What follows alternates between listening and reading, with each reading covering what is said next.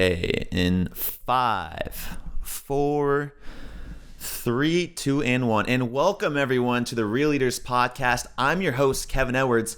Alongside me today, we have Steve Distante, the CEO and chairman of Vanderbilt Financial Group, the president of EO Long Island, co-producer of the Prom Musical on Broadway, an entrepreneur organization, global UN ambassador, and lastly, the chief disruption officer at Impact U. Steven, thanks for being with us today. Thank you so much, Kevin. Excited to talk to all these fellow real leaders out there. Well, Steven, you're a leader in this space. You're taking on a lot of responsibilities. Is there anything that you don't do? I don't do. Yeah, the list is actually getting longer and longer, the things I don't do. I don't do things that are not in my why. I have really narrowed myself to be in a space where I can spend the majority of my time being within my why. And so there's a lot I don't do nowadays. It's been quite the journey of being able to figure out how to properly allocate my time. Steve, a lot of people aren't really certain or haven't really pinpointed down why they do what they do. I'm trying to get my why statement going myself. I have an idea, but it's very hard to keep digging down and peeling back those layers. What's your why and how did you come across it? Great question. So my why, and I've done Simon Sinek workshops with a forum of other leaders of leaders. And my why is to ignite entrepreneurs, leaders, and students to be impactful in the world. And that's where the essence of who I am has been uncovered. It's sort of like when Michelangelo looks at a piece of marble, there's some sort of statue in there, some sort of figure in there, and it's his job, or was his job, simply to find it. And for me, in a leadership world, having gotten so much satisfaction over the years of being able to mentor people, bring people to higher levels, but more importantly, bring them to an awareness of what really gets them excited and feel alive and identify where they are in their journey. That's what gets me there. So if I were talking with you and I was mentoring you, let's say, I'd say, Kevin, I know you have some things in your life that are really exciting and empowering, right? Like you do, right? You're doing this podcast with real leaders. So I have to assume leadership has something to do with it. Is that right? Totally. Okay. And there are other things that you have that really get you excited, make you feel purposeful? Yeah, absolutely. Would you like to know, or?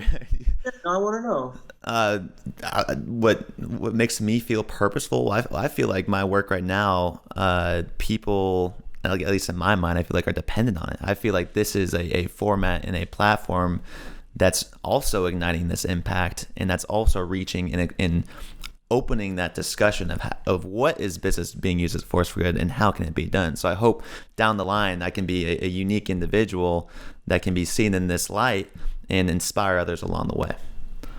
Well, would you say you're doing it already, though? I would. Yes. Okay, and how satisfying do you find that?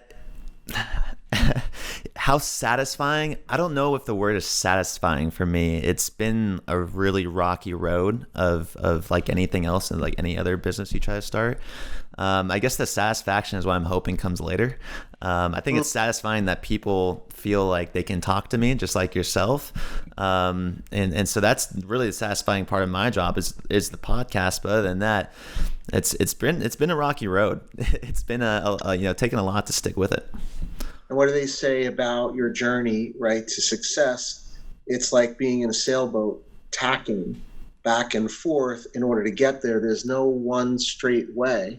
Yeah. And our journey of finding our why, and my journey of finding my why, has been illuminating along the way. And as you go down the road, you're going to practice or play with things that are going to work and others that are not going to work so well. But you got it right when time just doesn't exist anymore. When you're in a presence where you're totally present for the person you're with or the thing that you're doing. So, it's the artist who can just paint, for days on end without having any sleep or food or anything, right? And for us leaders of leaders, because that's the category I would put you in, it's being able to inspire other people to be the best version of themselves. And starting off with that one statement and then playing with it. And that's how suddenly you start to take your why statement and whittle it down. The challenge that people run into is you have a few limited resources, right? So it may be money, right? And we could have an abundance mentality about money or a scarcity mentality about money. And what I find is that when people are living a congruent life, as I call it, where your life is on purpose and you're very much engaged in that purpose, suddenly the money comes. You don't have to do much about it. The money just appears for you, and that's a wonderful thing. The next scarcity mentality, because then if we're in line with that purpose, the money will come assuredly. It's rare that it doesn't. The next line we start going into from a scarcity mentality perspective is time. Suddenly we find we don't have enough time. And the reason we don't have enough time is because we have not looked at how we're spending our time.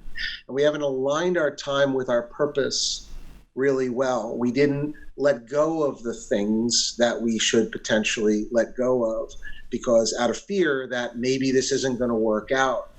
So taking your time and narrowing it down into being as impactful as possible in your line of why gives you that ability. So one of the questions I always ask myself is, Kevin, if you asked me to do a podcast tomorrow, would I do it? Or if you asked me to do it 3 weeks from now, would I do it? And if it was tomorrow and I'd say no, I might as well not accept that. A lot of us take these long-term obligations and they end up being problematic because they're not in alignment with what we are passionate about. The other thing is you're passionate about it, right? When you are in your why zone, you're just excited to share it with people, and people are attracted to that because you are inspiring them in a different way. So what does inspire mean? It means in spirit. It means the energy that comes from out from inside within, and that's where I've been living. And you'll get there. You're on your journey. But it's a matter of those illuminations along the way. And there's things you're going to find totally energizing. That's in your why zone also. So get rid of time. All of a sudden, time doesn't exist. That's a really good indicator. You're passionate about it. You could do it all day long, and people are attracted to it, and the money starts to follow. It'll start to happen in a meaningful way. So I'm sure if you need a little more tips on finding your why, I'll help you with it. Well, everything that you just described to me, Steve, is really what I feel like right now. Other than I feel like maybe the satisfaction tends to ebb and flow a little bit. But like being in that why, when I'm doing a podcast like right now, when I'm editing a podcast, when I'm editing a video, I am locked in, and this is all I think about. I work in the home office, I come back and I continue working into the nighttime, and it doesn't even feel like work. It's just fun, it's fun, and I laugh, and I try to make these podcasts as solid as possible while managing a team, and it just gets to be a lot every now and then. But I guess that's just what comes with it. But in terms of time management, that is something I am struggling with. How do you balance all of these tasks and obligations in your lifestyle, especially at this point in your career? Well, I have a couple of assistants that are strongly aligned with what it is that I'm doing. Email and communications has been problematic, and I've come to a process that I use now, which is typically checking email 3 times a day. I allocate a time frame each day, and I don't pay attention to it the rest of the day. Yeah. So 3 times a day I allocate time, And attempting to keep a zero inbox is a lofty goal for me, because a lot of things have follow-ups that I have to either have other people help me with, or I have to spend some time. I'm working with a virtual assistant as well, so a VA to be able to do certain things for me, so I can do a voice message for an email or so, and then it gets transcribed overnight by a virtual assistant. So that's a big plus for me. And then just being very intentional about my time, how it's spent, so that I'm able to be available for the things that are in my zone of importance, right? I don't want to be urgent and important, but those things happen in our lives. But I look at what zone I'm working in, and if it's not important, I'm not doing the right things. So that's how I manage my time for the most part. I make sure I schedule downtime, and I typically will meditate once or twice a day, typically 10 to 15 minutes, in order to center my brain, because I find by 2-3 o'clock you have a lot of frenetic energy going on, and the meditation just kind of centers you again. I don't know how it happens. I'm not a guru when it comes to that stuff. All I know is that it does in fact work for me. Steve, I'm reading the 4-Hour Work Week right now. I think a lot what you're describing might be in there. I don't know how you, which I guess is going to bring up my next question. What came first, this time management skill or your why? My why came first, and the time management was something, the lack of time management is something I struggled with, but tolerated for a long time. And the reason I tolerated it was because I didn't have anything better to do. I was, oh, great, I got emails, let's do it. And when you really started to look at your why, and I like to describe your why, at least for me, is imagine your child on a train track, and a train's coming, and you have your eyes locked on your why, which is your kid on those tracks. You will not let an email, a phone call, a text, or anything let you deviate from that.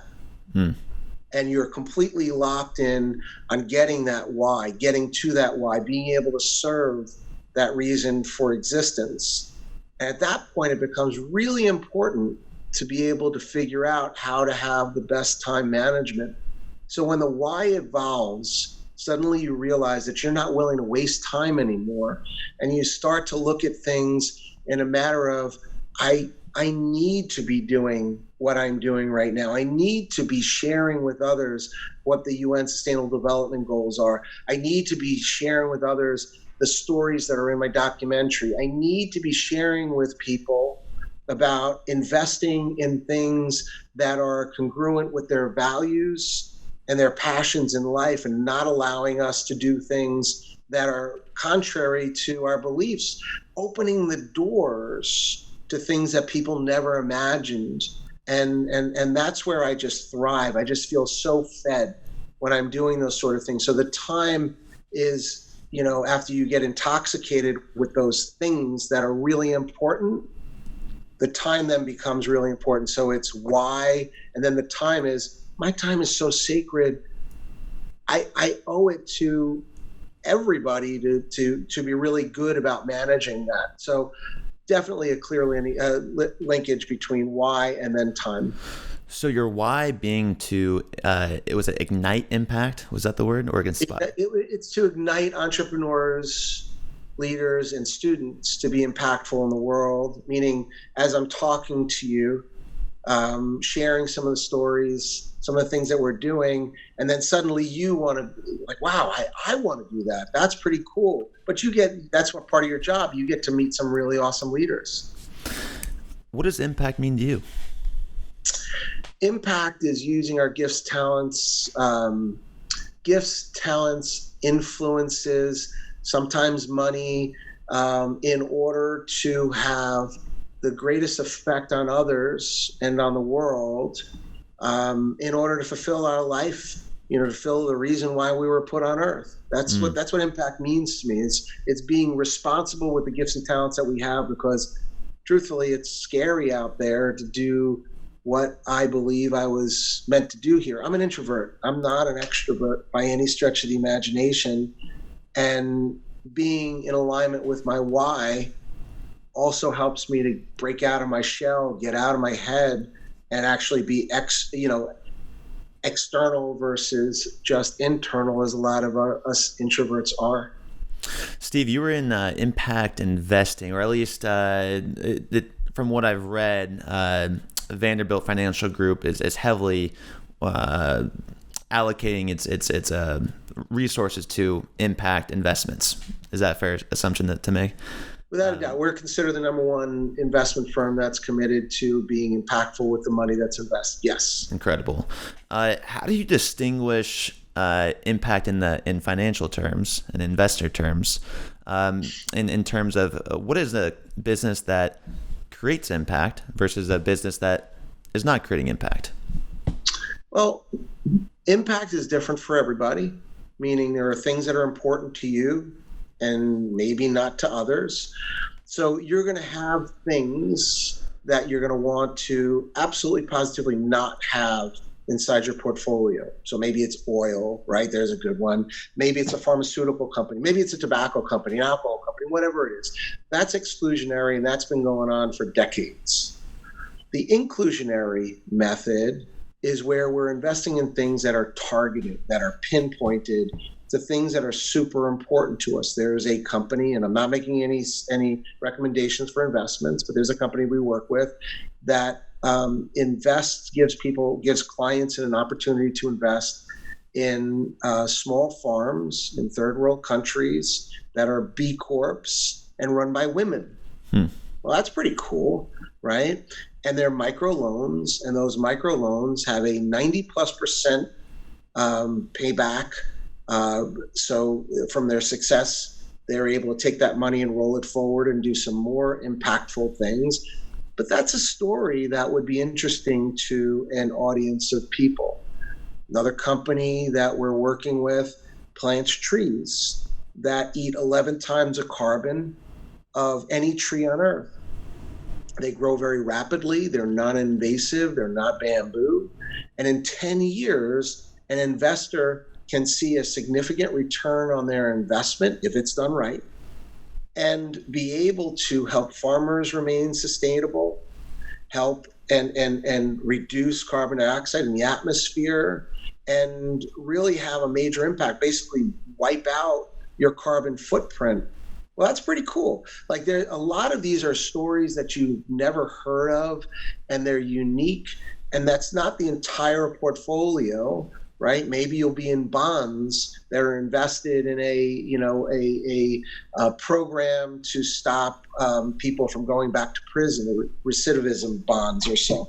There's all sorts of interesting stories of how you can invest your money so it aligns with your values. And a lot of times as an advisor, it's incumbent upon them. We have about 200 advisors, and the questions that they ask are very relevant because it draws out of the people what's important to them.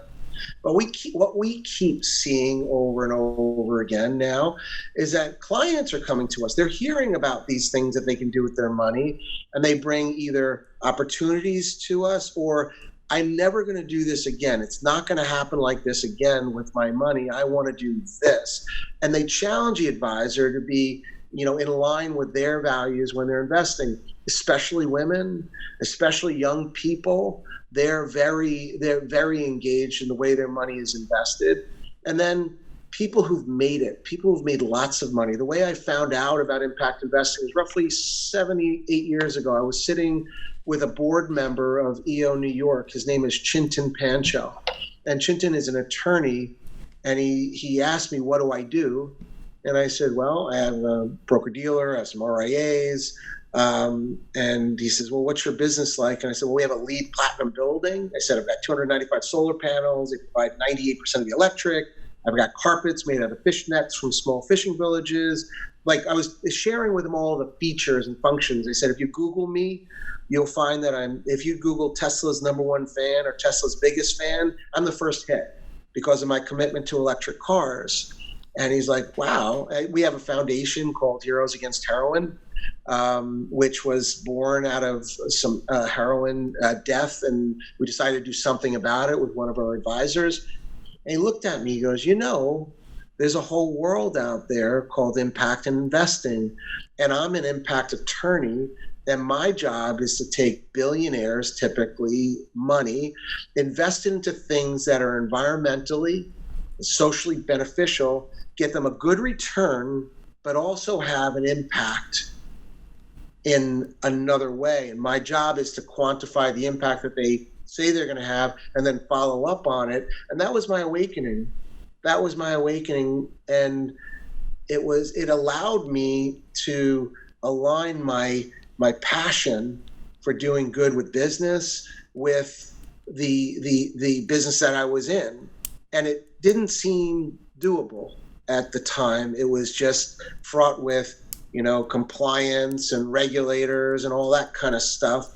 And suddenly I was awakened to this world that, wow, we can actually have people invest in things that are awesome, that are different, and make people feel excited about the investment they're in. So you see, I'm co-producer of the Prom, right? So what does that mean? I don't know if you know what the Prom is. Did you see the Prom? It was on Broadway. It was about a girl who was in high school who was gay, and she wanted to bring her girlfriend to the prom, who was one of her schoolmates who was not out of the closet that she was gay.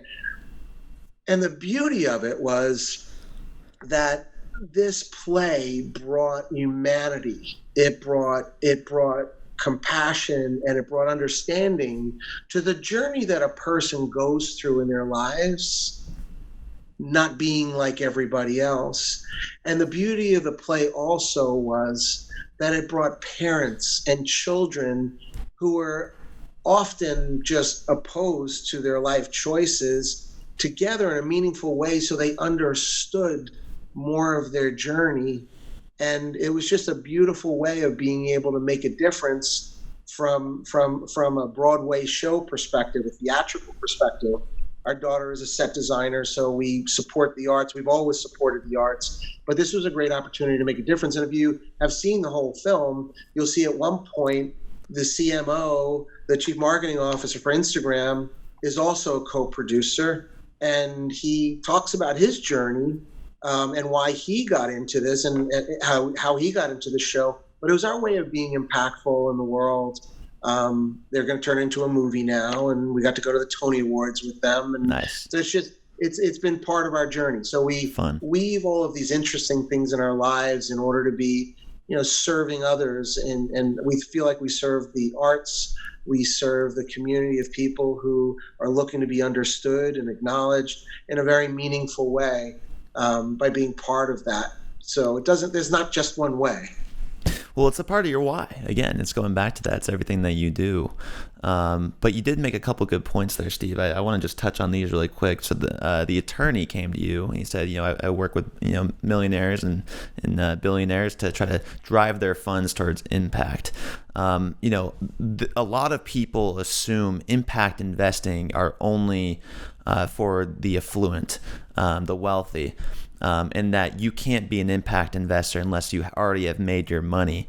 I like to note really quick that all investments have impact. Where you're putting your money is going to have impact, and how I define impact. Steve, I've got a little online video glossary going. I'm kind of building it right now, and I say an impact investor is a type of investment advisory firm that exclusively focuses on investing in companies with a social or environmental mission, i.e., the farms and agriculture and sustainable farming in these countries. Something that wasn't there before is intentionally taking on a SDG goal, a problem, an environmental issue. So I guess for people listening to this, what are some misconceptions about impact investing, and are there any trade-offs if I'm going to put an investment towards a sustainable fund or a B Corp? Well, I will validate your first statement, which was that it was only for accredited or the wealthy, because that was the way it was, and that became my mission, was to open people's eyes to and get offerings that are available now to people who are not accredited or not affluent or just regular people, right? So my 401k options here that we have at the company that we offer to all of our employees has an impact option in it. So people can get into it a lot easier. So that's number one myth demystified. So it's available to people who are not accredited. So that's the first item. The second thing, the myths that people believe in often is that impact investing is philanthropy. They believe that if they're giving the money to this investment, they're not going to have a return, and it's just going to be a nice thing to do to make myself feel better because I've given something to an organization that's in line with what is important to me. And that's not true either. Are there organizations that are into philanthropic endeavors? Absolutely. I was on the phone with one last night who was, putting fresh water in LDCs, less developed countries, and he was, feeling really great about what he was doing, but there was no profit motive. My mindset, what I do as an entrepreneur, and what I've done all my life, is to figure out, to engineer ways of being able to make money and have impact, ways of being able to use our gifts and talents as entrepreneurs in order to re-engineer a problem and give people solutions that they can use their energy towards. So energy could be money, energy could be work, energy could be, just that entrepreneurial mindset, being able to make those changes. So when we're looking at an investment that has an impact, you're right. They could either have a positive or a negative impact based upon the person's values. Because if the only thing that's interesting to you is to make a return, I can't believe that. If you're going to tell me your number one priority is to make a return come hell or high water, and they're clubbing seals, right? Is that important to you? And you might say, you know what? I don't really care about seals. Okay. They're clubbing babies. Is that important to you? Oh, geez, who would club babies, right? And the reality is there is some tripwire in you that would say, no, I would never do that my money, right? And it's our job as financial advisors in order to determine what it is that's important to you and to your legacy and what you're willing to do for that money, right, to get that return. The higher returns are often more risky, and the higher the anticipated or illustrated return is typically going to have more of a risk associated with it. However, that's not for everybody's portfolio, and it could be for a small portion, let's say 10% or less, or even as much as 20%, depending on how you invest, how your investments look and your liquidity and so on. But when you're looking at your investments, there are ways of being impactful and not taking on a whole bunch of risk. So impact is being aware, being able to align your values, understanding where your values lie and where your passions are. Let's put a little fun into your investment. I was at the UN with this group of Australian wealthy people, I'll call them. I believe many were billionaires. And, they had one of the guys, I think it was from the Rockefeller Foundation came in. One of the Rockefellers came in and talked. And they said, well, Steve's going to talk. This is what Steve does and so on and so forth. Do you want to hear more about impact, entrepreneurship, and investing? And they did. I guess they didn't do a good enough job, the prior speaker. So I talked about it. And, by show of hands, I asked, who believed or had money in impact investing, and it was all women and younger people. And the other people that were in the room, the majority of them were older men who didn't believe in it, didn't want to believe in it, and wanted to just simply focus on the money aspect of things. And so when we went around the room and started to figure it out, I kind of tricked them, because the truth of the matter is where impact investing is going is where the whole world is going as far as evaluating a company and its money and what it's worth in dollars, right? So Morningstar, John Hale from Morningstar, who heads up their impact investing rating, right, it gives actually a score now to how sustainable, how impactful is that company, because it's getting baked into the company's valuations. So now, is it important? Yeah, it's absolutely important, because no longer is it just money. A company is being evaluated based upon the impact, the way they treat their employees, how they're treating the earth, what their product's doing. All of those things are coming into how you will make money in the future. So impact investing is a wise thing to do from the perspective of you are looking toward the future in a way that is much different than most investors look. They just look at past performance. Well, future performance is even more important, isn't it? We don't care about the past. We want to know what the future looks like. And the future is going to be filled with people who are caring about what the company is doing from a social perspective, from an environmental perspective. Well, that's a matrix I want to look at. And thinking of the future, Steve, you mentioned you've been impact investing for, I think it was 7 or 8 years you just mentioned. That's right. I spoke with another impact investor as well who had this theory, I think it was like 10 or 15 years ago.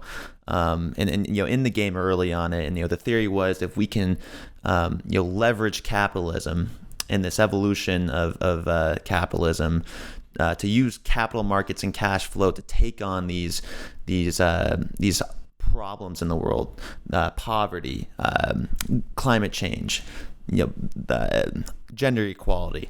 If we're going to we can use the cash flow to take on these problems. And now he's seeing, $9 trillion is now, in flowing around and going towards these projects. Yet the difficulties and the challenges of climate change are increasing. There's 500, I went on the worldbank.com today, there's 591 million people in poverty still. And we're slowly getting out of poverty at like a 1.7% rate right now. But yet the problems around the world, sea level rising, coral reefs imploding, ecosystems dying, is increasing, even though more money is going this way. So for the long-term investment, yes, it will definitely increase employee productivity. It'll help people find their why. It will hopefully make these productions and these operations more sustainable. But do you think that we can actually achieve these goals by 2030? The quantification of the Sustainable Development Goals is something that's just coming into focus. B Labs is planning on unveiling with the UN Global Compact a matrix as of Q1 2020. So in just a couple of months. Yeah, and it's where people who are not part of the Global Compact and not a B Corp can put together their results that they're having on the world. There's a lot going on out there. And when we talk about the fear mentality that exists out there, it's a very low sense of existence, right? It's the reptilian or the amygdala section of our brain where we're waiting for this woolly mammoth to overrun us. And it doesn't help anybody. Solutions, really big solutions, moving into the executive function or the prefrontal cortex of our brains and taking this gray matter in order to create, really sustainable, massive improvements is where we need to go. We need to continually innovate in a space because, as we've seen in technology, where we double every so often, and like in every week we're doubling sometimes, right? It feels like. But if we're able to just find a solution, and then the next solution is how to scale that solution, and the next solution is how to scale it and grow it, and that's what we want to keep doing, is inspiring people to come up with solutions like this tree company that plants all these amazing trees. So they're going to plant, I think, 5,000 acres next year, right? Well, how do we get it up to 1 million acres in 3 years? And how do we get it up to 10 million acres? Because if you come up with that solution in a small version and then you've proven it, then you can take it and scale it. And I think it's just a better form of existence. I don't succumb to the fear tactics, and I don't say that they're not real, but it doesn't allow us to get out of that paralysis that we often are in. I mean, I've spoken to billionaires through a community I belong to called Abundance 360, who basically say we are effed. I was just in Antarctica, or I was here or there, and there's tons of signs. We get it. There's signs. Now let's do something. Let's come up with solutions. Let's put some money into things, or find things that are scalable, that if you put money into it, it'll help be a really big part of the solution. And that's just where I come from. I come from a process of being very futuristic as far as my thought process. I collect a lot of data, and then I make things happen. And that's where we're at right now with what I'm doing in the world of entrepreneurship, which is why I did a film in the first place, to really illustrate companies that are doing different things and to get our minds working, those gears turning, on how you can take something as simple as socks, right, in John's Crazy Socks, and allow people who have differing abilities, like John Cronin, who's got Down syndrome, right, and then their whole staff who all have differing abilities, and give them purpose and give them a spotlight like they never had before. They're not behind the scenes, they're right up front. So entrepreneurship is the key to what we're doing here, bringing awareness, right? Coming up with solutions. I don't know if you know Jeff Hoffman from Priceline. Have you ever spoken with him? So Jeff Hoffman, one of the founders from Priceline, he created the kiosk that gave you your ticket at the airport. God bless him, right? Instead of standing in line for hours, you got these kiosks, and he does the whole thing. But he actually rents a cruise ship every year, and he goes to ports with entrepreneurs who commit to at least 2 weeks to come solve problems through entrepreneurship, through business. And that's where I see the solutions coming from, the innovation that happens within entrepreneurship, and not from that fear aspect, because it's a very low form of existence. It's from a scarcity mentality versus that abundance mentality, which is what feeds us so well. I really like that answer, and I want to stick with this paralysis as well, Steve. You know, for these billionaires that say we are effed, you know, for these people that are coming to Vanderbilt and saying, I don't know about this impact investing, they're stuck in this paralysis. What's really maybe a common thing that seems to resonate with a lot of these individuals? Well, when you're a billionaire and you believe you're screwed, then what? Do you give all your money to somebody? Do you find a solution yourself? Do you innovate? Or do you go into a depression, right? Those are all options. And it's really an overwhelming thing when you can't come up with a solution. I don't know if you've seen the recent documentary with Bill Gates, where he's solving some world problems. I'm aware of it, though. Yeah, he it's not clean water, according to him. It's sanitation, getting rid of all of the things that we have to get rid of. It's that people are getting sick and dying from, unfortunately not having proper septic systems. It's energy. He doesn't think solar is our energy. He doesn't think wind is our energy. He thinks it's actually these small reactors with nuclear waste, by the way, that has been used already, and he can burn it even more and get rid of it. Yeah. Entrepreneurship is where we go with these things. That's where the innovation happens. I think an entrepreneur is like an artist. I think we are artists, and we use our businesses as our canvas to illustrate to the world how we want to be seen and how we want to be impactful. And the better we are at articulating it through our business, the better. That's a really big thing. What I like to also say is the SDGs, the Sustainable Development Goals, that beautiful 17 colors that we have, that's our palette. Consider using that palette to do some beautiful things. And that's the reason those SDGs were made, in my opinion, is just to bring awareness and a common language for people to be able to talk about what it is that they're doing in the world, or even bring mindfulness or bring awareness to what some of the greatest challenges are, because we know there's 169 targets. Those are right underneath the 17 sustainable goals. So under each one are a whole bunch of targets, and they just illuminate a path for people. And when you're finding your why, maybe one becomes really important to you because you have an experience there. So I don't know if I answered the question, but it's really how I feel about entrepreneurship in a really big way, being able to make a difference and not being held back by those fears that we have. That's the real trick of entrepreneurship, right? Being able to manage fear in uncharted territory. That's the trick. So maybe the fear is causing the paralysis, and getting out of that fear is what might, release or unlock this cash flow towards, or this mindset towards impact. Is that a fair? You'll attract it. When the dog sees you scared, what does he do? He bites you, right?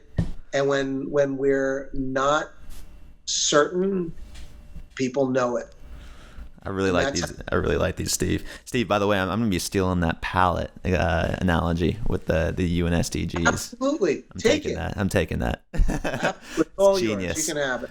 Genius. Well, Steve, to wrap this up, we're just talking about art. We're using the SDG wheel as a palette, and you can pick one and play with it. And entrepreneurs are artists. Art now for Impact You. What is an artist's role in creating this impact and expressing this framework to the broader audience? Well, artists are very near and dear to my heart, as you may know.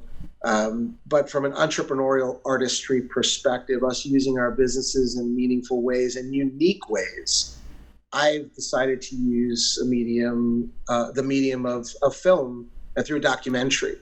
So impactyou.film, instead of .com, it's .film, has a couple clips and requests. I have 2 documentaries up there. One's called Impact, the other's Igniting Impact. And Igniting Impact is a story of 8 entrepreneurs and how they are using their businesses to change the world. And interesting enough, I'm all about inclusivity and being diverse, but without being intentional, it ended up that the film had 5 women and 3 men. I found that super unique. I didn't realize that was going to happen, but it was a mindfulness of people in those areas that were more apt to be a little bit more likely to be doing good things with their businesses. So John's Crazy Socks is a male company, a father and son team. David Katz, being into his business, which is the plastic bank. And then you got True Colors Microbrewery. I don't know. Have you heard of True Colors? Yeah, I watched your video earlier today. Yeah. There you go. So True Colors is run by active gang members. And Blanco De Niro, or Corey Risborn, is a member of the Bloods. I coach him every Monday morning at 8 a.m. in his digital marketing business now. He brought the Crips, the Bloods, and the Gangster Disciples to the table to a microbrewery run by an entrepreneur named George Taylor. And his conditions were you had to remain in the gang that you were in. You had to be willing to work with rival gang members. And in Wilmington, North Carolina, they've had a 90+% reduction in gang-related violence because of the communication. Wow. It's amazing. Talk about right? Impact. Talk about impact. So entrepreneurs just have such an ability to be able to make a difference. You have from the women's side of things, there's this wonderful woman named Majora Carter who's in the Bronx who served under President Obama and President Bush in urban development, where she believes and has demonstrated that gutting an area because it's poverty stricken of its original culture is just not fair, not okay. And all of a sudden you displace all of these people by putting in a Starbucks here and raising the price of everything. She believes taking a community and keeping it culturally alive and giving the people who founded this community space and a voice is really important as she develops communities. And one of them being the South Bronx, which is now having this revival. And the reason you'll know it does is because it's now called Sobro instead of South Bronx. And you see you see these appraisers running around taking pictures of things, and she's developing that area. So I believe that film is the way we entrepreneurs work and learn. And I believe if they showed documentaries to educate us in college and in high school, I would have had straight A's. Otherwise, reading the books and hearing from people who've never done anything that they're talking about Well, that's not really relevant to us. We're people who like to see things in action. We like to see things illustrated to us in a way that brings it to life. And the film's 31 minutes. We're showing it at Babson, top entrepreneurship school in the country, right? So Babson, we're going to be showing it to students, 250 students in November. Incredible. We're going to be showing it at another university. We're going to be going out there into the world. We have an agreement and understanding with the ICC, the International Chamber of Commerce, to distribute this to 45 million members globally to educate them on the SDGs. So that's how I can be impactful from where I'm sitting. And that's how I'm able to do the things I'm doing, because they fall within my why. Being able to take my passion for sustainable transportation and electric cars, or the building that we own, a LEED Platinum building, being an example, but then also taking other entrepreneurs, lifting them up in this medium we call film, in a documentary style that allows people to really, really deeply immerse themselves into an experience. Most people, so it's 31 minutes, called a short form documentary. And most people, when they see it, they said, "How long was that film?" I said, 31 minutes. And they go, "It felt like 5 minutes." It was just so engaging, and kind of grabbed me and pulled me in. So I think that's kind of cool. And I love that. I love film festivals. So it just kind of helps me live that congruent life, to be able to send my message. And in the process, maybe being able to have an opportunity for people to invest into an entrepreneurial venture that could be impactful for them. And that's part of it. It's not everything. Well, Steve, I just want to thank you for being a part of our canvas today. One of the best reasons I like doing the podcast is you never know who's going to be on the opposite side of that screen, and for that we thank you. Steve, we talked about a lot today. We talked about your why and why that initial finding manifests in everything that you do, which led to then impact investing. We talked a little bit about impact investing. What is impact? What is impact investing? Is it only for the affluent? And then finally, we followed it up with the SEG art wheel used as a palette. Love that example right there. What you're doing as an artist with Impact You, and how you're spreading this impact to go back to your why of igniting these entrepreneurs, or inspiring these entrepreneurs and organizations to ignite impact. Steve, we appreciate your time here on the show. This takes a lot of leadership. So the last question I have for you, Steve, is what is your definition of a real leader? A real leader is somebody who mentors others to become the best version of themselves in order to discover their true leadership. In that process, we're able to share and grow both personally for ourselves, but those people that we mentor. So I think that's a big part of a real leader, to be able to help leaders of leaders learn and grow. For Stephen Hecht, geez. For Stephen Distante, I'm Kevin Edwards, asking you all to go out there, inspire more entrepreneurs and organizations to be the best version of themselves. And always, folks, keep it real. Thanks, Steve. Thank you very much, Kevin.